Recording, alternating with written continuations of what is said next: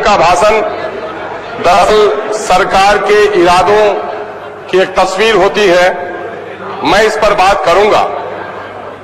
उससे पहले मैं इस सदन में बिहार के विधानसभा सदस्य बनने का चौथे बार का मुझे अवसर मिला है।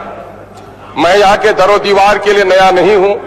हमारे बहुत सारे संगी साथी हैं और बहुत सारे नए मित्र यहाँ जीत कर आए हैं। पिछली बार जो मैं आया था बड़े सड़कों पे चल के आया था, लेकिन अब की बार मेरा आना एक पगडंडी से हुआ है।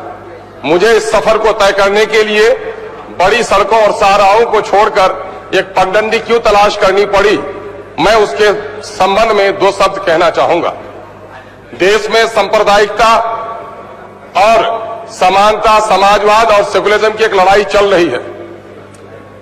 अकलियतों ने, दलितों ने हमेशा मुबैना तौर पर सेकुलर कहने वाले लोगों का साथ दिया, लेकिन सेकुलर पार्टियों ने भी अकलियतों और दलितों के साथ इंसाफ नहीं किया।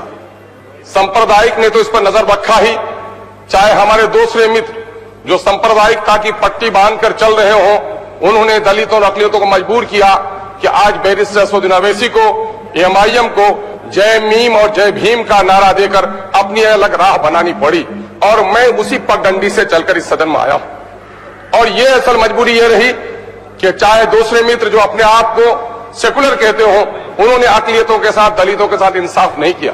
और आप ये देखेंगे कि इस वक्त जय भीम और जय मीम का नारा देकर, बैरिस्टर असदुद्दीन ओवैसी का झंडा लेकर, ग्रैंड डेमोक्रेटिक सेकुलर फ्रंट के जरिए से अगर हम सीमांचल से जीत कर आए हैं, तो सीमांचल के लोगों ने क्यों जिताया, इस पर भी सदन को गौर करने की जरूरत है।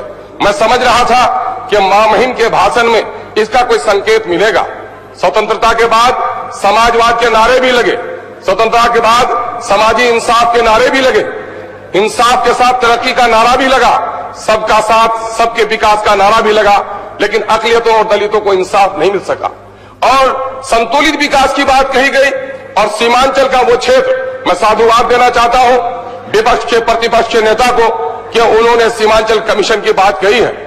माननीय तारकेश्वर जी जो अभी उप मुख्यमंत्री बने हैं, मैं समझता हूं कि अपने पार्टी के कार्यकर्ता नहीं बल्कि सीमांचल की उस पिछड़ी बस्ती की आवाज बनने में काम करेंगे। महोदय कि सीमांचल की गाथा क्या है? पूरे बिहार में सबसे पिछड़ा, सबसे ज्यादा पलायन, बाढ़ से प्रभावित, मानंदा, डोक, कनकई, बकरा नदियों से घिरी हुई बस्ती, हर साल हजारों लोग विस्थापित हो रहे हैं, उसके बारे में कोई योजना नहीं बन पाई।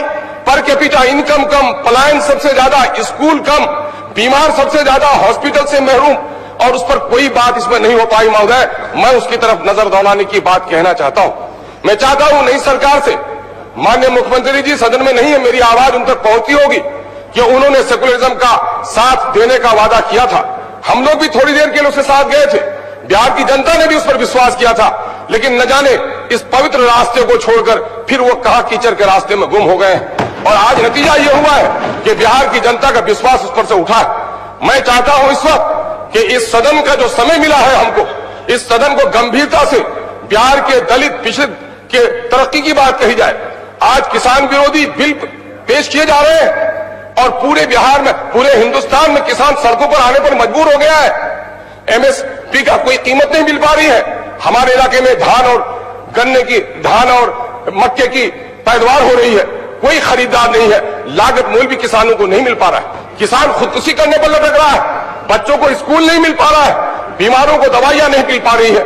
आखिर ये न्याय के साथ तरक्की, ये ख्वाब है, ये सपना है, ये दीवाने की बढ़ है, जमीन पर कुछ भी नजर नहीं आ रहा है। महोदय मैं आपका ध्यान आकृष्ट कराना चाहूंगा कि किसी भी लोकतंत्र की सफलता के लिए जरूरी है कि वहां जो अल्पसंख्यक समुदाय के लोग हो, अल्पसंख्यक लोग अगर मेन स्ट्रीम में उनको जोड़ा जाए, अल्पसंख्यकों को अगर उसके जान, माल, इज्जत, आबरू की पहरेदारी हो, उसको लिखने पढ़ने, सरकारी नौकरी में और सुविधाओं में अगर हिस्सा मिले, तो मैं समझता हूं कि प्रजातांत्रिक लोकतंत्र की सबसे बड़ी कामयाबी होती है।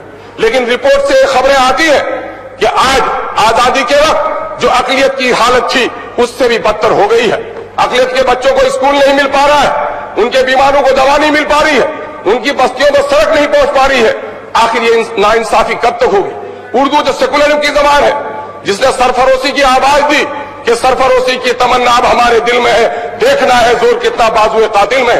मुल्क की आजादी के लिए माफी मांगने वालों की बात तो नहीं कहता, लेकिन गर्दन कटाने वालों को बड़ी ताकत दिया था उर्दू ने, लेकिन आज उस उर्दू को बिहार से निकाला जा रहा है। महोदय, मदरसे की हालत क्या है? मदरसे में पढ़ने वाले बच्चे क्या बिहार के बच्चे नहीं है? मदरसे के शिक्षकों को आखिर वाजिब तनख्वाह वक्त पर क्यों नहीं मिल पाती है? उनके पेंडिंग जो स्कीम्स है वो लागू। महोदय प्रेम के साथ महोदय, दर्द की आवाज में कह रहा हूं महोदय, मैं तो इन महान लोगों के दरमियान में, इन बड़े बड़े दालान वालों के दरमियान में दलितों की बस्ती की आवाज हो। महोदय, दो बात सुनी जाए। महोदय, आज क्या हो रहा है? मदरसे की हालत क्या है? शिक्षकों को तनख्वाह नहीं मिल पा रही है, उर्दू के शिक्षक लाठियां खा रहे हैं, औकाफ का हाथ बुरा होकर रह गया है। कृपया आज असलियत की जानमाल, आज गुलनाज की बात, आज बच्चे गिने जा रहे हैं और गुलनाज का खून हुआ यहाँ पर। गुलनाज की कोई भी बेटी पढ़ाओ। महोदय कुमार जी कर रहा हूं, CPIM